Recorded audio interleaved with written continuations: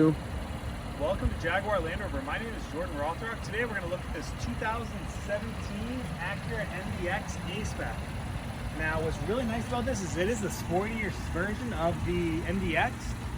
Just take a look out back. It does have proximity entry like most vehicles, but out back here this is a third row, which is always nice. But on top of that, which I really like, I can never have enough room in here, so it's nice. It has this little hidden stowaway right here.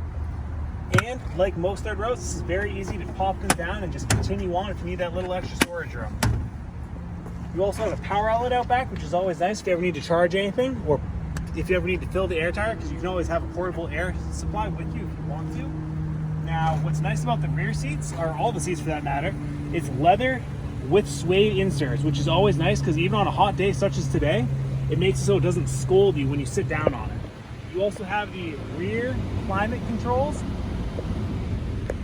Then up front, you do have this one is fully loaded, so you've got the heated, the cooled seats. You also have the adaptive cruise control, blind spot, lane keep assist. This is fully loaded. It also has a moonroof, which is always nice.